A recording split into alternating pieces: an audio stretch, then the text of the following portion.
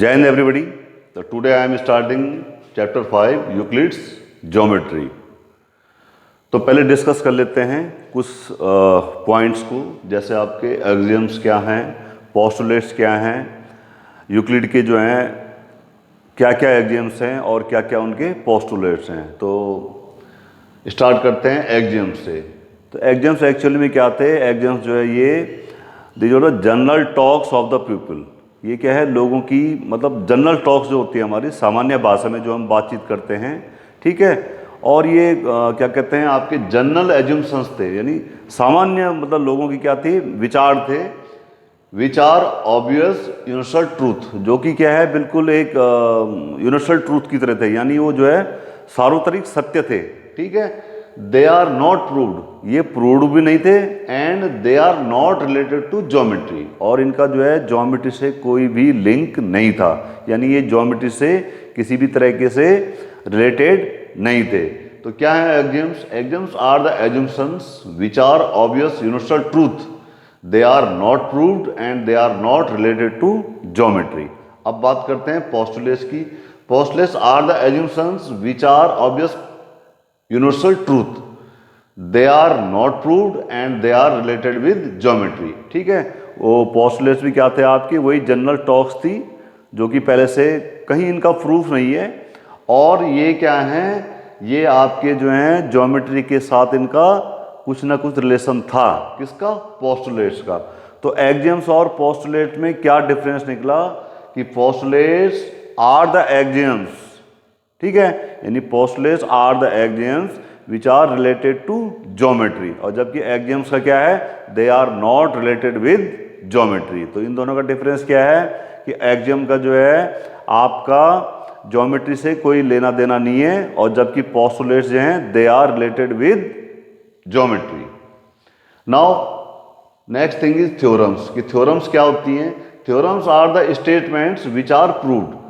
Theorems वो statement है जो कि प्रूव्ड हैं, जिनको कि हमने प्रूव किया है using axioms, previously proved statement and deductive reasoning. हमने किस तरीके से उनको प्रूव किया है कि एक्सियम का यूज करके और पहले से प्रूव्ड स्टेटमेंट को यूज करके और उसका उनकी रीजनिंग को डिडक्टिव करके, ठीक है। तो थ्योरम्स क्या है आपकी? Theorems are the statements which are proved, ठीक है, जो कि पहले से ही क्या है आपकी प्रूव्ड है।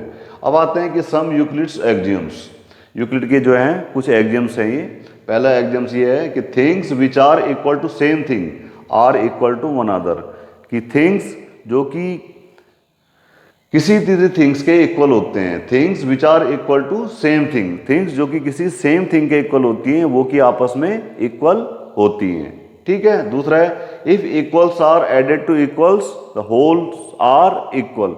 अगर कि हम इक्वल्स में जो है इक्वल को ही ऐड कर दें तो हमारा कि जो होल होता है, हमारा जो उसका टोटल होता है, equal plus equal equal to equal plus equal, अगर ऐसा होता है तो वो क्या होता है आपका, वो भी आपस में इक्वल होता है। Similarly if equals are subtracted from equals, अगर कि आप जो है इक्वल्स में से इक्वल को ही सब्ट्रैक्ट करते हैं, then the remainders are also equal, तब के होंगे आपके रिमाइंडर्स भी इक्वल होंगे। नेक्स्ट है things which coincide with one another are equal to one another.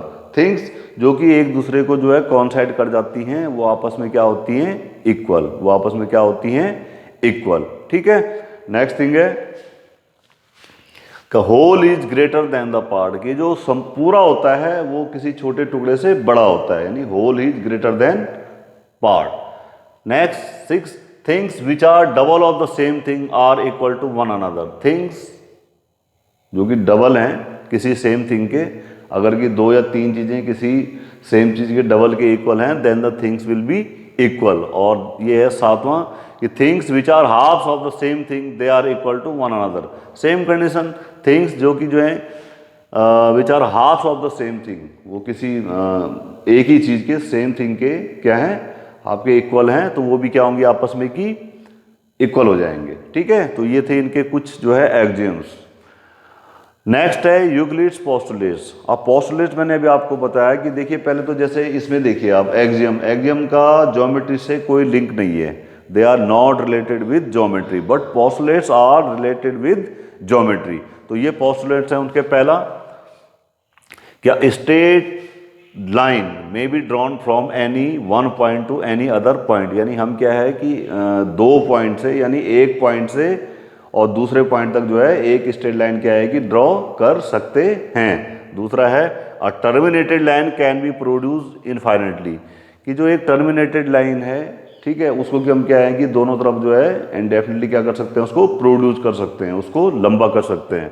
Third one है अ circle can be drawn with any centre and any radius, कि हम किसी भी रेडियस का और किसी भी सेंटर का जो है सर्किल ड्रॉ कर सकते हैं। नेक्स्ट है all right angles are equal to one another, जितने भी राइट एंगल होते हैं कि आपके वो सारे के सारे आपस में क्या होते हैं, इक्वल।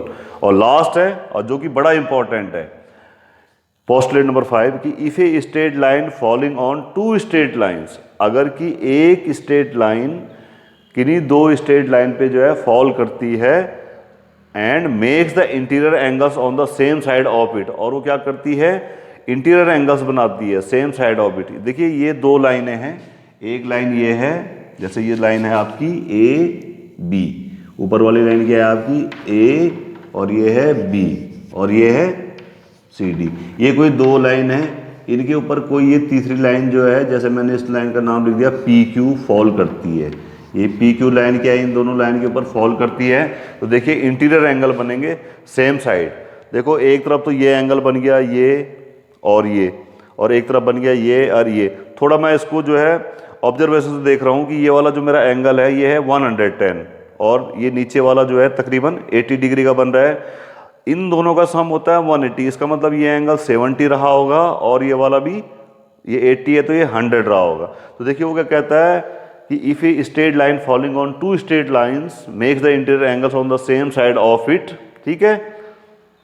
तो ये की जो स्ट्रेट लाइन है, एक स्ट्रेट लाइन जो है दो स्ट्रेट लाइन के ऊपर बन रही है और ये आपके सेम साइड यानी इस तरफ के भी दो इंटीरियर एंगल बन रहे हैं और इस तरफ के भी दो इंटीरियर एंगल बन रहे हैं। तो उनकी वैल्यू मैंने ले ली, अपने आप से ले ली कि सपोज ये 110 दिख रहा है वैसे फिगर में, तो इधर वाला 70 हो जाएगा, अगर ये वाला 80 दिख रहा है तो ये 100 हो जाएगा। तो वो कहता है कि on the same side of it taken together less than two right angles, अगर कि हम इनको जो है एक साथ लेते हैं उन एंगल को, ठीक है, जहाँ पे कि सम क्या है less than two right angle है। अब यहाँ पे देखिए यहाँ पे 100 और 80 है, तो यहाँ पे सम कितना है इसका 100, इस तरफ कितना है इसका सम 180 और यहाँ पे देखिए इस तरफ को कितना सम है इसका 170, इन दोनों एंगल का सम कितना है यहाँ पे 190, यानी एक तरफ तो क्या है greater than two right angle है और एक तरफ less than two right angle है। तो कहता है taken together less than two right angles if produce indefinitely meet on that side on which the sum of the angles is less than two right angles. तो कहता है कि ये जो दो लाइन है तब A B and C D, अगर मैं इनको प्रोड्यूस करूं, ठीक है, दोनों तरफ इनको प्रोड्यूस करूं तो ये उस तरफ मीट करेंगी जहां पर कि एंगल का सम क्या होगा less than two right angle होगा। यानी इस क्वेश्चन में क्या है, ये दोनों क्या है, इधर का सम जो है 170 है, तो कहता है इन लाइन को अगर मैं ऐसे बढ़ा दूं तो ये इस तरफ मीट करेंगी जिस तरफ एंगल का सम क्या है आपका 170 डिग्री है या इसके हिसाब से less than two right angles है। यानी सिंपल सी चीज़ है कि if a straight line following on two straight lines makes the interior angles on the same side of it and we take that side where the sum of the angles is less than two right angles then the line will meet on that side. यानी क्या है, अगर कोई straight line जो है दो straight line पे fall करती है, उसमें जो एक ही साइड के इंटीरियर एंगल्स बनते हैं, तो एक तरफ जो इंटीरियर एंगल्स का सम होगा वो होगा मोर देन 180 डिग्री यानी more than two right angle, और एक तरफ का क्या होगा उनका sum less than two right angle यानी लेस देन 180 डिग्री। तो वो लाइन जब मैं उनको प्रोड्यूस करूंगा तो वो लाइन किस तरफ मीट करेंगी, यानी किस तरफ इंटरसेक्ट करेंगी या मीट करेंगी, जहां पे यानी जिस तरफ जो है दोनों एंगल का सम क्या होगा लेस देन 180 डिग्री या less than two right angles. Is it okay? Now exercise 5.1 question number 1 क्या है? क्वेश्चन नंबर 1 वो कह रहा है कि which of the following statements are true and false, कि इनमें से कौन सा स्टेटमेंट जो है ट्रू और फॉल्स है और उसके रीजन के लिए आप जो है जस्टिफिकेशन दीजिए। तो पहला ये था कि only one line can pass through a single point, कि केवल एक पॉइंट से जो है एक ही लाइन जा सकती है। तो ये स्टेटमेंट क्या है? फॉल्स है, because infinite number of lines can pass through a single point, क्योंकि एक पॉइंट से जो है बहुत सारी लाइन पास थ्रू होती हैं। दूसरा था कि there are infinite number of lines which pass through two distinct points, की जो है कि दो डिस्टिंक्ट यानी अलग अलग पॉइंट से जो है कि infinite number of line pass through होती हैं। तो ये क्या है आपका स्टेटमेंट? ये भी फॉल्स है, क्योंकि only one line can pass through two distinct points, क्योंकि दो पॉइंट से जो है हम केवल एक ही लाइन ड्रॉ कर सकते हैं। नेक्स्ट है a terminated line can be produce infinitely on both the sides, कि कोई जो आपकी टर्मिनेटेड लाइन है, कोई लाइन है जिसका कि किनारा मिला हुआ है, दोनों एंड मिले हुए हैं, दोनों एंड है हमारे पास, उन दोनों एंड को कि अगर मैं जो है प्रोड्यूस करूं तो क्या कि ये दोनों तरफ प्रोड्यूस हो जाती है। तो ये स्टेटमेंट ट्रू है।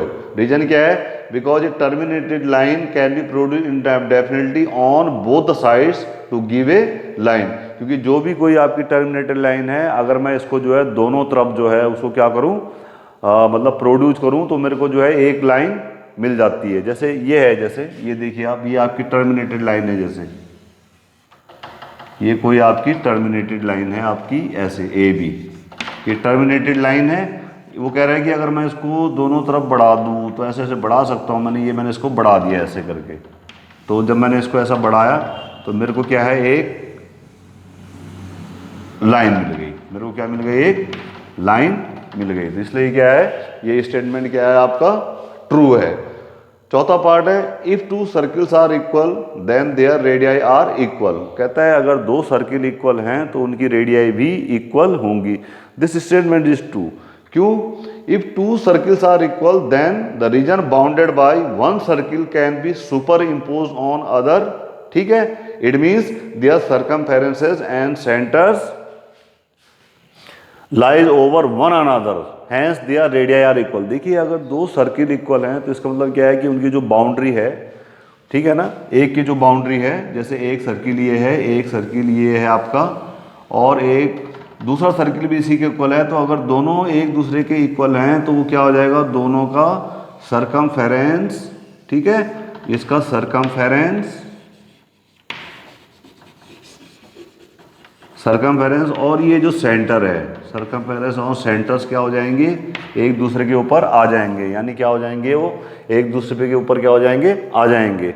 सेंटर भी और सर्कमफेरेंस भी। जब सेंटर भी और सर्कमफेरेंस भी एक दूसरे के ऊपर आ गए तो जो एक सर्किल की रेडियस होगी वही दूसरे सर्किल की रेडियस होगी। इसलिए ये स्टेटमेंट क्या है आपका? ट्रू। और ये है इसका फिफ्थ पार्ट कि in the figure if AB is equal to PQ and PQ is equal to XY then AB is equal to XY। वो कहता है कि ये फिगर है आप में, उसमें आपने AB is equal to PQ given है और PQ is equal to XY given है। तो आपको प्रूफ ये करना था कि क्या AB is equal to XY है। देखिए सपोज ये AB है, ये AB दे रखा था मेरे को 6 सेंटीमीटर, उसने दे रखा है AB is equal to PQ, तो PQ भी कितना होगा, 6 सेंटीमीटर। और दूसरी कंडीशन दे रखी है कि PQ equal to XY, PQ 6 है तो XY भी कितना होगा, 6 सेंटीमीटर। इसलिए ये तो कंफर्म हो गया कि AB इक्वल टू XY होगा, जो कि ट्रू है। और इसका रीजन क्या है, आप एक्सियोम का यूक्लिड जो है, यूक्लिड का एक्सियोम है, उसको आप इसमें चेक कर सकते हैं कि things which are equal to same thing are equal to one another, की थिंग्स जो कि किसी सेम थिंग के इक्वल होती हैं वो कि आपस में बराबर होती हैं। ठीक है, तो इस तरीके से आप जो है इस क्वेश्चन का आंसर लिख सकते हो कि इनमें से कौन सा स्टेटमेंट ट्रू है, कौन सा फॉल्स है, और उसको जस्टिफाई भी कर सकते हैं। ठीक है, तो that's all for today. Thank you very much.